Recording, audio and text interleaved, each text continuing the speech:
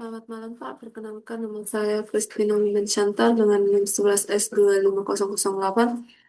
Saya akan menjelaskan praktikum keempat. Eh, Jadi praktikum keempat ini mensimulasikan sistem distribusi air pada sebuah tangki yang digunakan untuk memenuhi kebutuhan di asrama. Simulasi ini menggunakan pendekatan continuous simulation yang memodelkan perubahan suatu sistem secara terus-menerus terhadap waktu dengan menggunakan persamaan diferensial.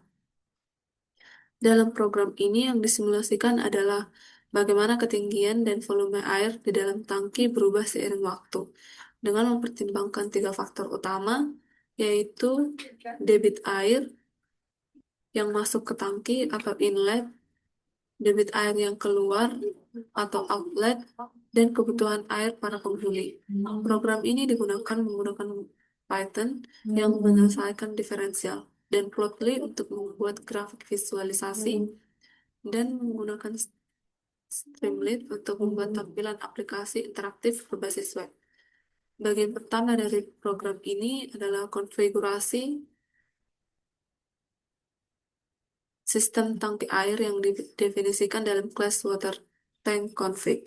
Pada bagian ini ditentukan berbagai parameter penting seperti jari-jari tangki, tinggi tinggi air di awal, dan debit air masuk, debit air keluar, dan jumlah penghuni, serta kebutuhan air per orang per hari. Dari parameter ini, secara otomatis menghitung beberapa nilai turunan seperti luas penampang tangki dan volume maksimum tangki. Perhitungan ini penting karena luas penampang tangki akan digunakan dalam rumus perubahan ketinggian air. Selanjutnya, terdapat model fisika sistem yang didefinisikan dalam kelas physical model. Model ini berfungsi untuk menghitung berbagai komponen fisik dalam sistem tangki air.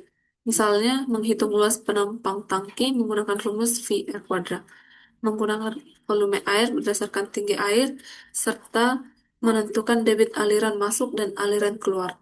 Debit aliran masuk dan debit aliran keluar dalam model ini bergantung pada ketinggian air di dalam tangki. Karena semakin tinggi air, maka tekanan yang dihasilkan juga semakin besar. Selain itu, model fisika ini juga menghitung laju kebutuhan air penghuni, yang dihitung dari jumlah penghuni dikalikan kebutuhan air per orang per hari, kemudian dibagi ke dalam satuan detik. Inti dari simulasi ini terdapat pada bagian sistem persamaan diferensial, yang bagian ketiga, yang didefinisikan dalam kelas differential equation. Persamaan yang digunakan adalah persamaan perubahan ketinggian air terhadap waktu. Secara matematis, perubahan ketinggian air dihitung dengan rumus dH per dt atau Q in dikurang Q out per A, di mana Q in adalah debit air masuk dan Q out adalah debit air keluar, ditambah kebutuhan air penghuni, dan A adalah luas penampang tangki.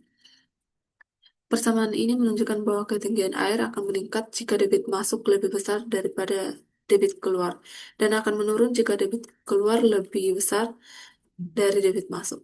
Persamaan diferensial ini kemudian diselesaikan secara numerik menggunakan metode RK45 melalui fungsi solve IFP dari library SPICE.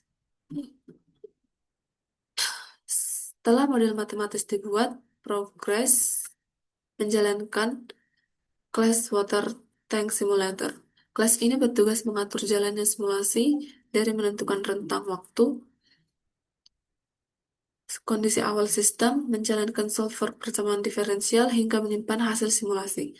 Dari hasil simulasi ini, program menghitung berbagai metrik penting seperti ketinggian maksimum air, ketinggian rata-rata, volume akhir air dalam tangki, waktu yang dibutuhkan untuk mencapai level tertentu, serta persentase utilisasi tangki.